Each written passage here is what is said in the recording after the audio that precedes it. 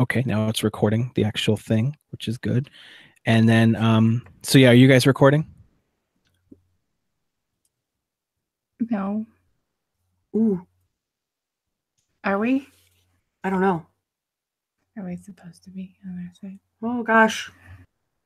I don't know how. I apologize. We're very new for this. Oh, it's fine.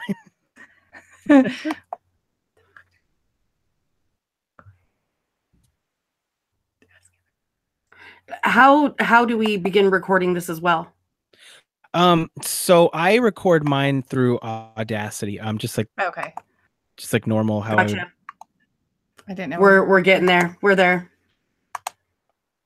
Yeah, because I just so what I do is I have guests record their side of the audio afterwards, and I just put the two together. That way, it doesn't sound like it's like those podcasts where people are like streaming in from online, and you get like that lag every once in a while that sounds really. Yeah. Gotcha. Okay. See, it just Yep. picks us up. We're Okay. there.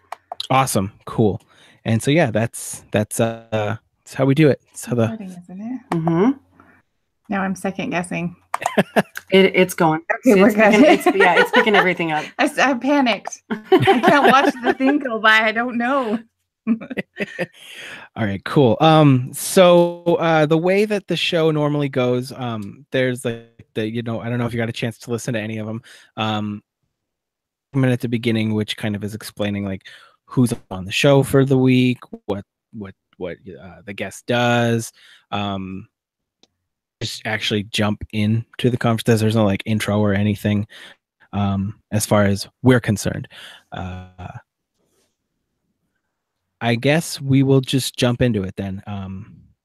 So the first thing that I always like to ask any show that has more than one host is just my kind of generic, how did you guys meet? Ooh, that's a good one. We've actually been friends since we were in middle school, and that's how we met. So we've been friends since we were about 12. Yeah, we had a history class together. I don't know why I remember it was history, but she sat right next to me and taught me a lot of things that I was the bad kid and she was the good kid. Like I was the little miscreant that was left home alone a lot, and she had the helicopter parents. And so I taught her a lot of really naughty things while we were in school. First of all, the first thing I remember you taught me was what sober means. I was like, what is sober? We're like 12 at the time. So I should so not bad, know like- what sober means. I don't want my parents to ever hear these things. They're like, what the hell is wrong with you? But no, like, I was the kid that on the outside, I looked really good. I got good grades. I did academics, but I did a lot of naughty things. And I was the opposite. I was the good kid, but I had horrible grades. Yeah. And so we've known each other for quite some time, and we grew up in the same town, know a lot of the same people. Yeah. It just kind of blossomed from there. Like by the time we got to high school, it was, I mean, gosh, we've been friends for 6-7 years. Yeah. Yeah. And we moved away and back together and whatnot. So it all worked. And so how does that transition into podcasts? Because I always find it really interesting how, like, I think of it like I have friends. I'd never thought of starting a podcast with them, and so I'm always curious how that came up, the kind of decision to do that, and then sort of spinning off of that, also how you guys decided on what the podcast was going to be. So originally, the podcast began with me and another friend, and it was just a mutual love for true crime. It was something that we enjoyed looking into, whether it was current event murders or serial killers, things of that nature. And she chose to leave the podcast and make a new podcast due to scheduling reasons and family business, things of that nature. And so Nikki was brought on about 10-11 weeks ago. Yeah. To kind of help with the research load and everything else. So when our other co-host decided to branch off and do her own thing, she and I decided to stick it. Nikki wasn't always into true crime. It was something that I loved, and she came on and was like, oh, let me check this out and see if I like it too. And like 3 minutes into it, she's like, okay, I can see why you enjoy this. And, you know, when we started this podcast, it was more of it was supposed to be a hobby. Yeah. I mean, really. And it still is. And I love it because I learned so much stuff. I like to learn, like with other podcasts, I don't like to listen to them unless I'm learning something usually. And that's why I like hardcore history. Yeah. And I love this because I'm learning every week. I'm reading a book, or, you know, at least every week or every 2 weeks, I'm reading a book. I'm learning so much all the time. And I love it. And it's fun to see what all those murderers are up to. What's in their brain? I want to know. And I like doing FBI profilers is one of my favorites. I think their job is incredibly interesting. I just don't think I could do it personally myself. But I like to read about it and I like to learn about it. Yeah. And so it was just a hobby that kind of went rogue. Yeah. Yeah. I think one thing that I think is kind of interesting is a lot of people, I think, get into, myself included, get into podcasting as kind of like you said, like a hobby, and then it sort of becomes almost like I don't want to necessarily say like a job per se, because it's, you know, it's enjoyable. I think that's why a lot of podcasters continue to do it, is because they enjoy doing it. But I think oh, absolutely. But I think just going from the concept of it being like a hobby, sort of implies that it's kind of like leisurely, which I think a lot of podcasters find out pretty early on. It's not. It's not. It is a full-time job. Yep. But it's a fun one, so that's what's good. Yeah. So how do you guys go about because within the purview of true crime, it's a pretty big umbrella of topics, and I'm curious how you go about picking the topics. Sometimes we will decide, like we'll sit and kind of powwow, and we'll decide whether or not we want to do like current events, because there's always something jacked up in the media that you're going to read about. Or if we want to do a heavy hitter, which is like your big serial killers like Ed Gein or Dahmer or Ramirez. Or if we want to focus on a smaller crime, or if we want to do like a survivor story. I really like survivor stories. I like to go to Barnes and Noble and just pick whatever book I can find and go from there. Or go through the true crime. I bought all of them. Oh, I have them all. So it's kind of like we have to sit down, and it's like throwing names in a hat. And then we just like pick one out, and we're like, oh, well, this week we're going to do current events. So we're going to talk about messed up shit in Hollywood. Oh, sorry. Cuss word. We're going to talk about messed up stuff in Hollywood or whatever, you know, because that's something that's current, that's happening right now. Or, you know, we're like, a lot of listeners have asked for a heavy hitter. We refer to them sometimes as the Kardashians because they're famous and people don't know why. And so somebody will be like, I don't know a lot about Richard Chase, or I don't know a lot about Jeffrey Dahmer. Can you guys cover that case? And we're like, all right, yeah, we'll do that. We also take a lot from Patreons, because we say, if you want us to cover somebody, let us know. Or even just random people email us and have cases that they either know because they're from like their local. town. Yeah. That they want cases. us to cover, or one that they've heard of that they want us to cover. So, and then there's my mom, who gives me like 3 pages the other day of people that she wants me to cover. She doesn't even listen to the show. I won't let her. But she's like, hey, I need you to do all of these cases because this is all stuff that I found. Yeah. And then after I write them, I give her my research so she can read that. But don't listen, because I say lots of bad words. Yeah, I know. I tell my entire family, I'm like, please don't, because they're very devout LDS folk. Mm-hmm. And I'm like, please don't ever tune in. No. Like the amount of blasphemy you were going to hear is just. Yeah, I can recreate the story for you on my own, but please don't listen. Please don't listen. Yeah. I'm always a little bit curious. I don't know. Cause I've told my family that that I do the show. I don't know who in the family listens and who doesn't. Feedback from them, so maybe they're not listening, but just add them to the pile. Add them to the pile of people who aren't listening. So that's fine. It might be that weird Thanksgiving conversation where everybody sits down and they're like, "So, no."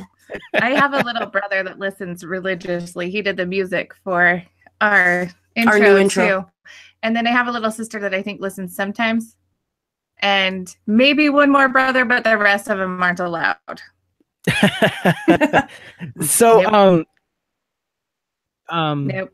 That you go into it like reading books about the topics, and so I'm just curious, kind of what a sort of a research for a topic looks like, from the conception to recording. So I watch documentaries and I do a lot of research on the web. Nikki likes to read, and my ADHD won't let me focus that long to finish a book. I couldn't ever read till it was true crime books, and then it's like I'm finishing this today. So then I will give her. She'll give me notes from her book, all the links to the documentaries that I watched, whether they're on Netflix, YouTube, wherever I found them, and whatever links I found online, so that we can compare information. Because a lot of the times you'll find that when you start doing research, there's a lot of conflicting information. A lot. Oh my goodness, it's bad.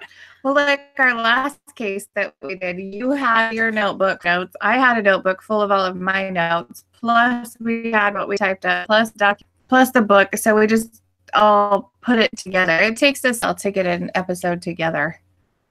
Yeah, I mean, if it's current events, it takes all week. If it's current events and you can pull it up and talk about find is what the media has put out, and kind of give your speculation on other things, that's one thing.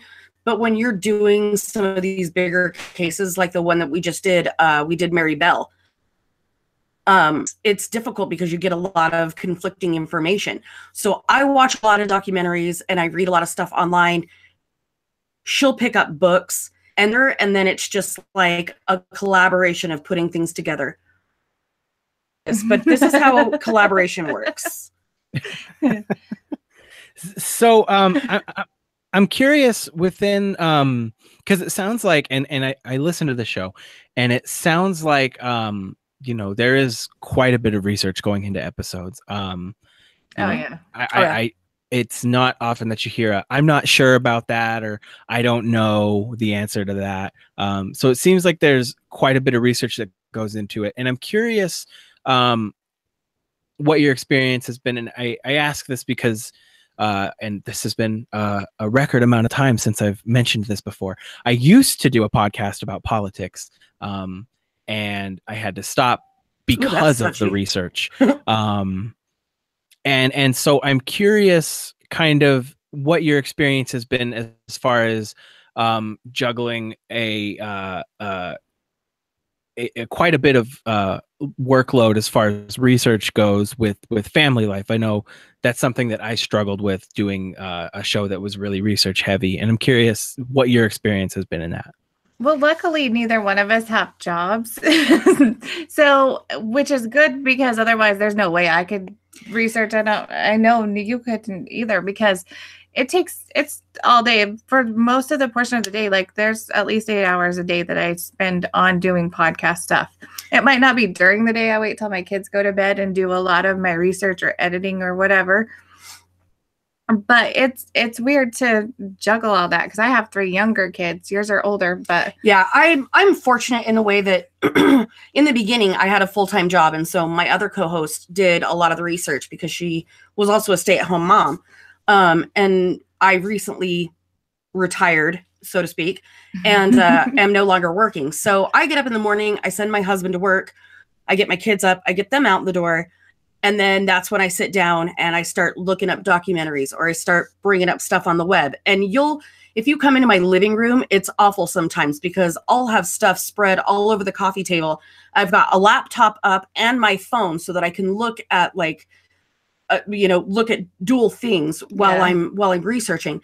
Typing one thing, Googling on the phone. Yeah. But I'm home. Notebook. Yeah, right. I'm scribbling things, typing things. But my kids are in high school, so I'm fortunate that way. So I don't see them for about 6.5 hours in the day. And they help out a lot. So when they come home, they have chores and they help me get things done. So I get up at about 3:34 and I'll do dishes, food prep, whatever, get the animals taken care of, get everybody out the door. And then I super pound coffee and start reading stuff. All about the coffee. If there wasn't coffee, there would be no podcast. If there's no espresso. I was drinking it at like 9 o'clock the other night because I needed to get through something and I was so tired. And I was like, I'm just going to drink the coffee. I wish I was more into drugs. Like we could just Scarface it and get through some research. But I don't think it would be good research at that point, would it? No, I don't think it would. But later at night, like after I get dishes done, dinner's done, whatever, then I can sit and pull up my laptop. I can watch documentaries. I can do that kind of stuff because my kids are at that age where, unlike Nikki, they don't really need a lot of supervision and they're pretty self-sufficient. So that's when I get a lot of my stuff done. Yeah. Yeah, I have most of them in school, but I have a little one that's in preschool. And so she goes for a couple hours and I can do some while she's at school, but I do a lot while they're asleep. Oh, that is, I'm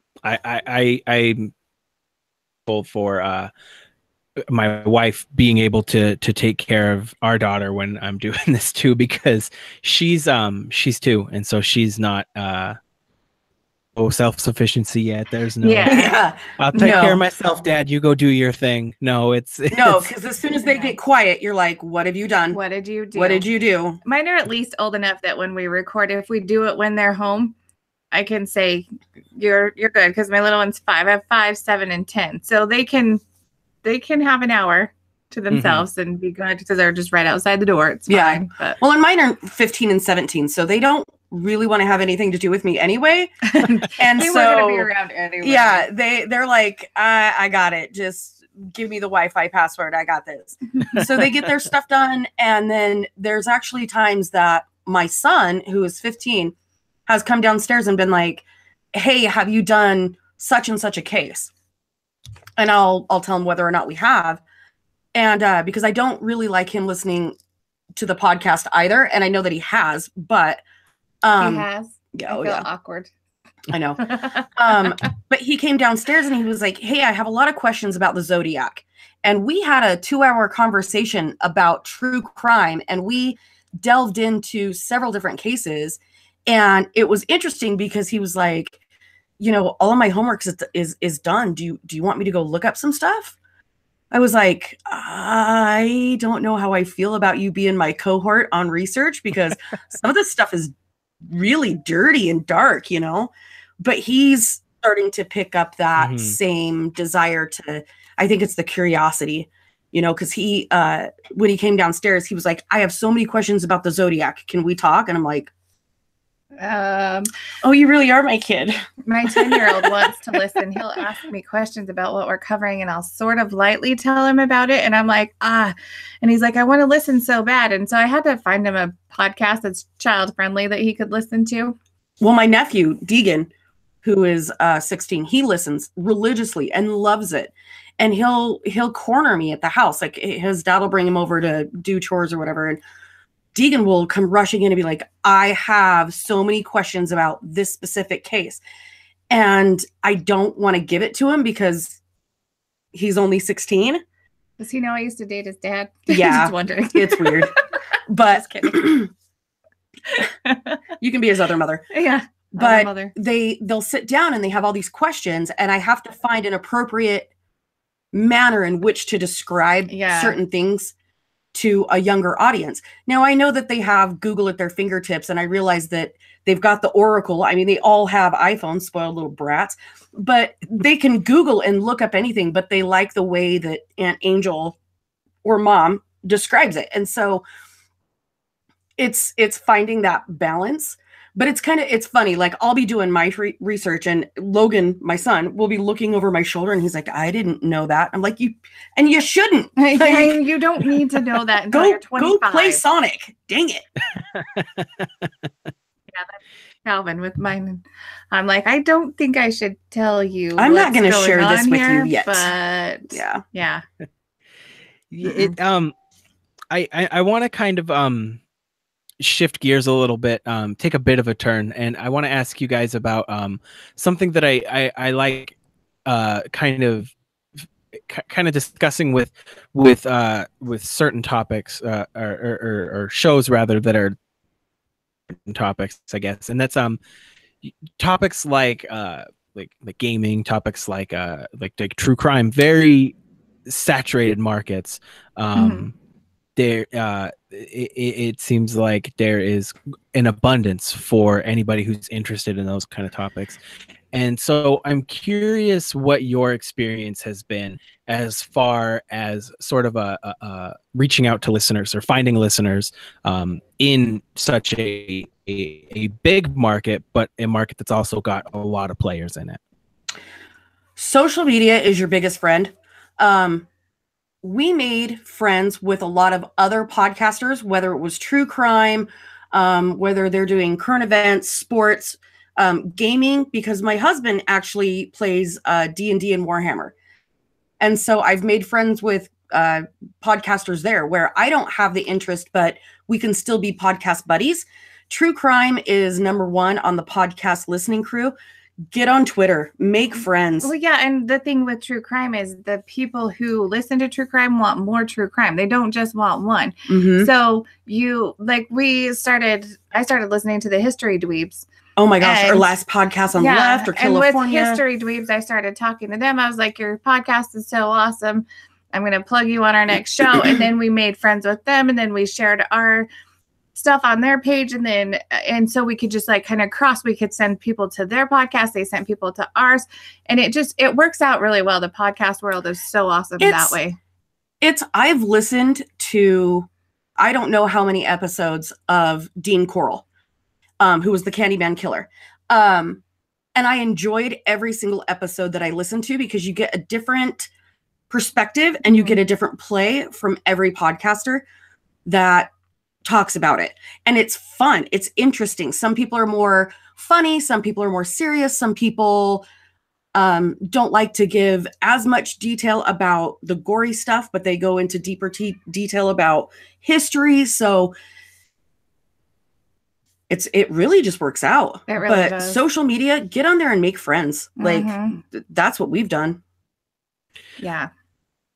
I guess that that makes sense. That's something that I hadn't actually thought about. I think just because the way that I consume podcasts is I think a little different than the way most do, just due to the nature of the show. Like my set podcast that I listen to for these are the shows that I listen to because I want to listen to it. And then these are the 50 or 60 shows that I listen to because I need to see if the quality's there so that I can have them on the show, or if I can reach out to these people. So I think for as far as like podcasts that I want to listen to for topics that I'm interested in, I've found myself kind of consolidating it and going, all right, well, I don't have time to listen to the 6 shows that I want to listen to about this one topic. So I got to pick the one that is the one that I want to listen to. I have I work a desk job, so I don't talk to people. I don't have to talk to people all day. So thank God. It's like 10 hours a day. Yes, I love it. Oh my goodness. It's great. It's just public just is too people for me. Yeah, we go to work, I sit down, I log into my computer, and then I do data entry for 10 hours and just listen to podcasts the whole time, and then go home and get a paycheck. So it works. That sounds good to me. But yeah, so I kind of have, sort of go a little bit more with the way that I listen. And more like, all right, I got to get the information that I need and get it quickly, and then move on to the next one. I think. Sorry, not to interrupt you. I apologize. You're good. One of the things that I learned when I got on Twitter and started making friends with other podcasts is there are things that I like to listen to that I had no idea that I would enjoy. There's podcasts about prison life. There's podcasts about people reviewing movies.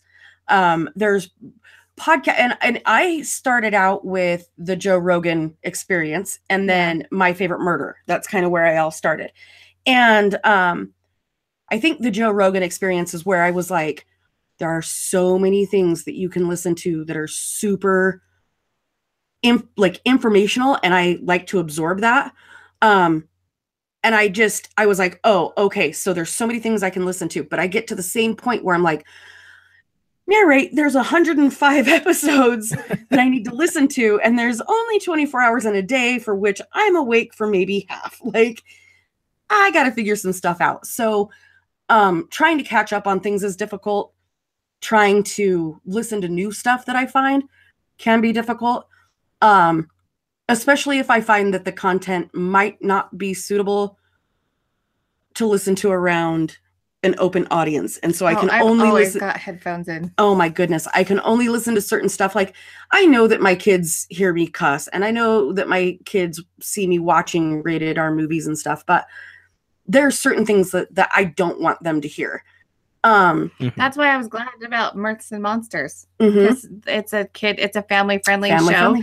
And so I can put it on because my kids always see me listening to podcasts. They're like, we want to listen to a podcast. I'm like, okay. We gotta pick a good one. Yeah. And there's several like kid friendly ones.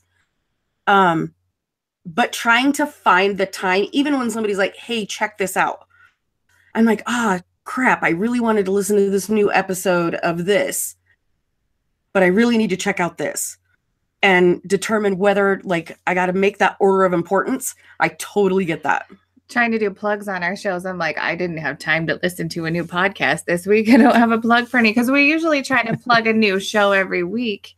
And it gets hard because I'm like, well, I was really deep into this book all week this week, and I didn't listen to anything except for my own when I was editing it.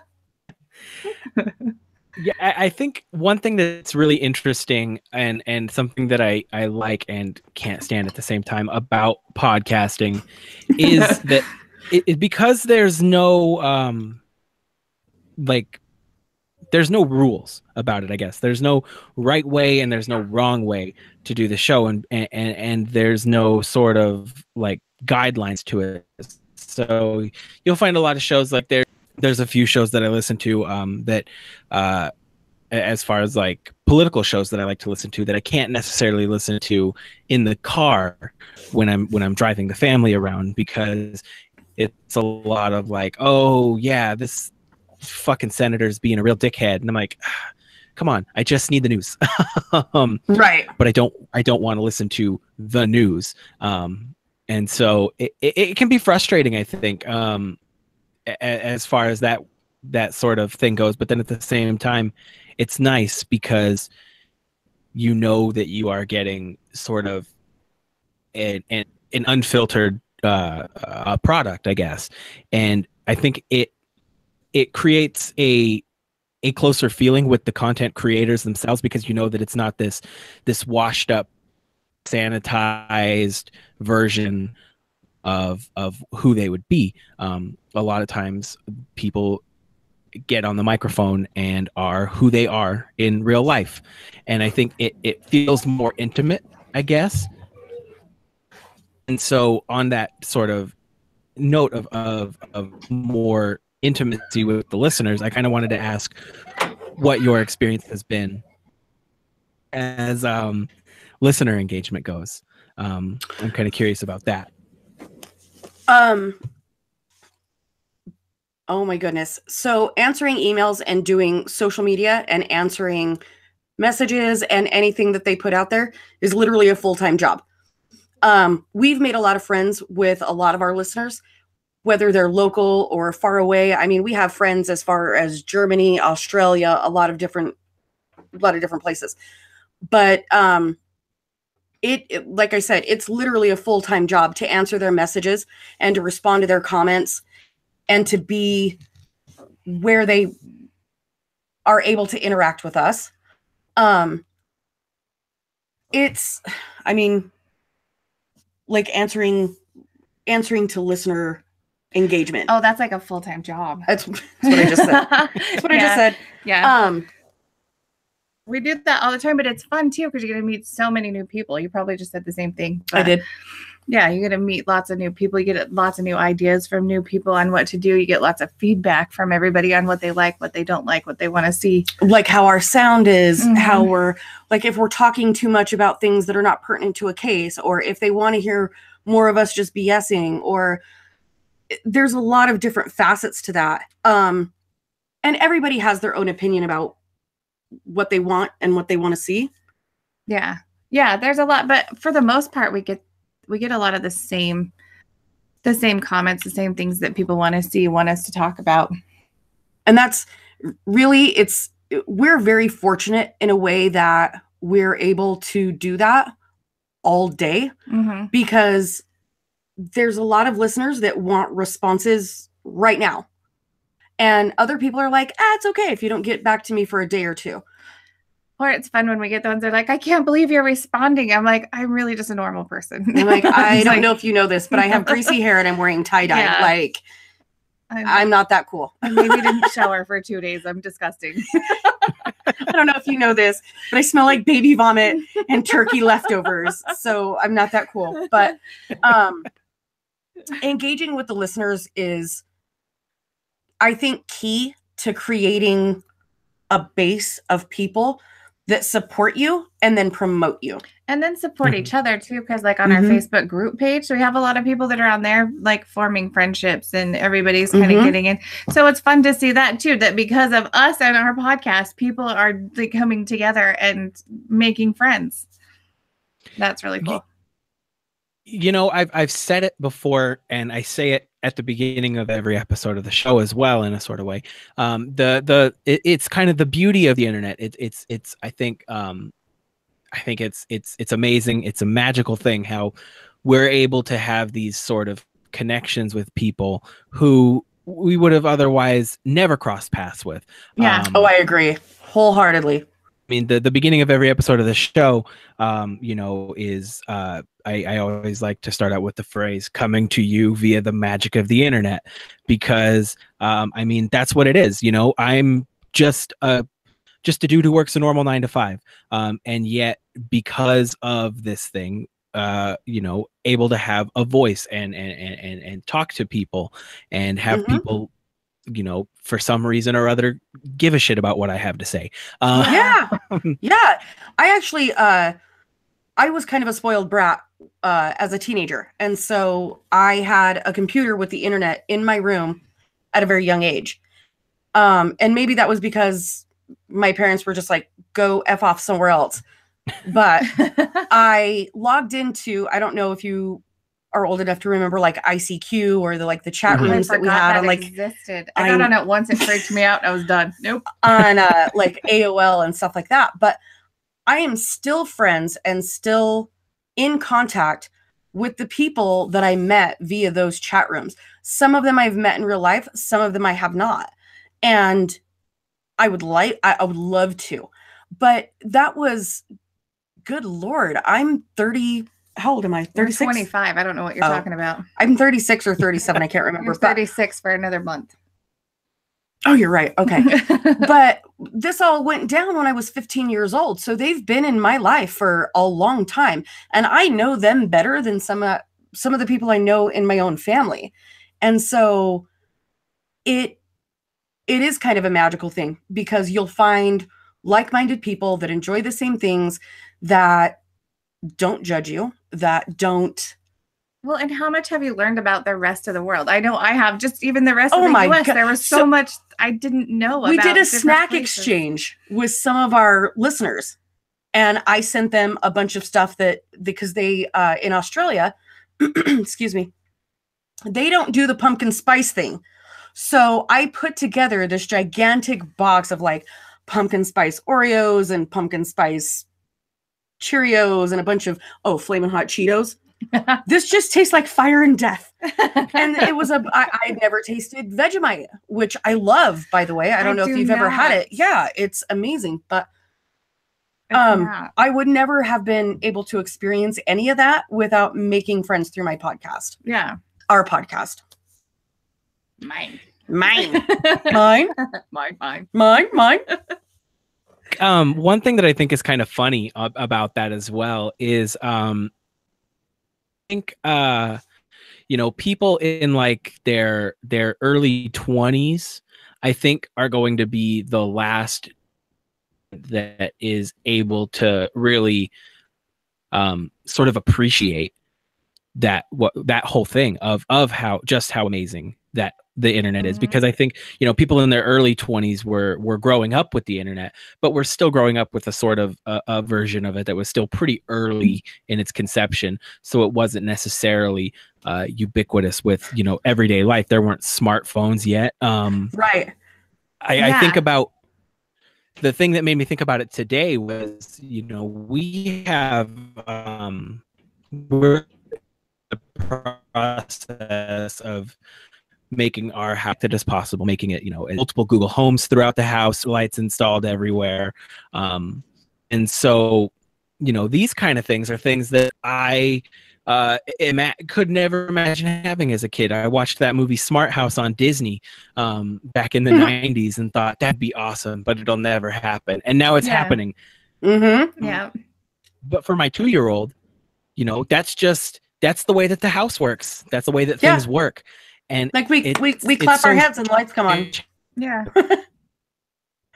Not even clap your hands. You just shout into the air, turn the lights on, and the lights come on. Or you can lock your door from your phone.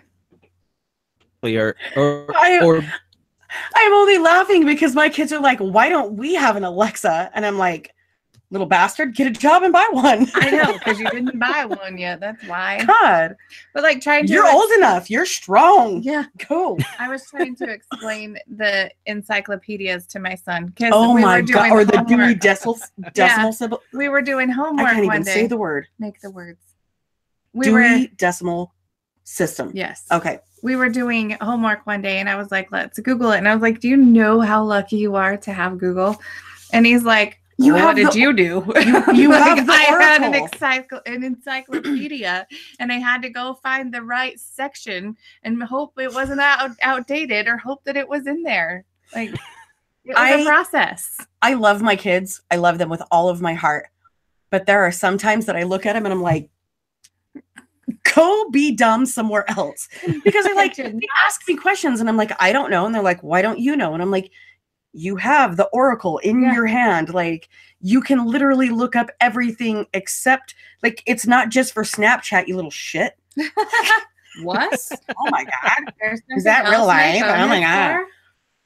I did not know that. I failed as a parent. I remember thinking the other day, we were out somewhere, I don't know, one of the like 8 places that you can be, a restaurant or the store or whatever. And my wife asked me a question. I was like, I don't know what the answer to that question is. And so I just reached in my pocket and I looked up the answer. Yeah. Back in the day, it was even when you think about the internet, in the early days of the internet, even if you were out somewhere and you had that question, well, hopefully I remember it so I can look it up later. Yeah. Before that, it's like, well, hopefully I remember it so that I can ask everybody ever until I find someone who knows the answer. Yeah, and now if I have a problem with something, I'm I'll Google it. Dude, I changed the brakes on my truck. Yeah. With a YouTube video. And I did it right. I was pumped. I know. And I did it alone. I was like, master of the universe. Mm-hmm. But I think the way that we functioned then, because we used to have to like ask somebody to get off the phone so that we could get on the internet. And then we had to wait 25 minutes for anything to download. and that horrifying noise. But we had That to was wait 25 awful. minutes for anybody to like for anything to download so that we could like find stuff out. And when you tried to call somebody, but they were on the internet, like You're you like, "Get couldn't off the Oh phone." my goodness. I tried to call them. Their phone is busy. They must be on the internet. Or the time that I actually crashed my dad's email because I was trying to download images that I didn't downsize. Oops. Yep. And they had to like purge the email and shut it all down and give us a new email address. I don't even know how that works. I don't understand. I'm not that clever. I'm funny and I'm pretty sometimes, but I'm not that smart. So there's just times that I look at my kids and I'm like, you have all of these resources for you that we never had. And so if there's something that you need to know, I want you to get the hell off of Facebook and Google it. Because But there it is. instead, they'll go on Twitter and be like, "Does anybody know what this is?" They'll Snapchat it. Yeah. Does anybody know if polar bears are really dying? I'm like, are you kidding me right now? Ugh. I think the kind of interesting thing I think with the internet that we have today is also the sort of like the idea of just like the phrase Google it. You know, like I remember Dude, do you remember Ask Jeeves? prefer Yahoo search. Or like- I prefer I use Dogpile. Web And crawler? now it's just nope, you just Google. Just Google it. You Google it. I'll Facebook you later. You know, like these things that are just becoming sort of you everyday life. Yeah. Like I remember when I was in high school, they handed out like a directory of the high school and you could have your phone number in it. Oh my, Do you remember that? just until you Yeah. barely said And it. so, but now, and you had to like call and you had to risk the embarrassment of their parents answering or something. And now, like, you can just messenger somebody. Everybody, like, you can Snapchat. It's all there. They can get a hold of whoever they want. It's almost embarrassing how little interaction people have. I like it this way. But I do too. I know. Gosh, I'm so bad that way because I'm like, I don't like people, but I want to talk to you. You used to have to, you know, if you wanted to ask somebody something, you used to have to call them and speak to them in real life. And now we're just like, text them real quick. Yeah. And if they were in the bathroom, be like, no, they're in the bathroom. Can I have them call you back? No, you're on the toilet texting them back. Well, and they know because you just liked their thing on Facebook. Yeah. I know she's got her phone. She's liking my I think stuff. forth on the idea of if we interact more or less with people, because on one hand, yeah, it's like I don't talk to people on the phone anymore. Of course not. I don't really write anybody letters anymore. Why would I? Yeah. Like we've kind of been talking about this whole more connected with everybody than we ever have been. So it's kind of I guess a give and take sort of thing. I don't know, but yeah. Yeah, I talk to people way more now than I would have ever before because I don't actually have to talk to them. I talk to you on the phone, but that's me. I talk to you and like one other person on the phone ever. Yeah. Yeah, that's it. So Yeah, we I kind of you know, we could sort of wax poetic, I guess, about how far we've come since the days of the telephone and letters. I think, but days and days. Stamps still exist in case you're wondering. yeah, right. I have a book of them that I think is all I'll need forever. Forever. We use a lot because we mail out stickers, but this is the most amount of stamps I've used in probably 10 years. So I want to wrap up. Want to kind of touch on is if people listening like what they've heard, they want to hear your show, they want to reach out to you, they want to contact you. What is the best way for them to go about doing those things? You can listen to us on where our hosting site is Acast, which is really fun because we can post pictures that go along with our podcast as we go. So we can post stuff about whoever we're talking about, or like we did a fun Q&A where we have BFF tattoos and we forgot to post the picture. So when it came up that we were talking about it, it showed up on that app, our tattoos, our picture of our tattoos. So that's where we are. But you can get us on all of the other podcasts. We're on Podbean, iTunes, that kind of thing. You can find us on Instagram at Color Me Dead Podcast. You can find us on Twitter at Color Me Dead Pod. We also have Color Me Dead Podcast and the podcast group on Facebook. And I'm on Facebook the most because I'm too stupid to work the other two. Angel's on all three. I try to do all three. And you can find us at colormedeadpodcast@gmail.com. Yeah, and we respond to basically everything that comes in. One of the two of us. All right, awesome. And those links will also be in the show notes for the episode, so that they're easier to click on. Thank you. So I want to thank you guys for taking time out of your weekend to. Thank you so much for having us.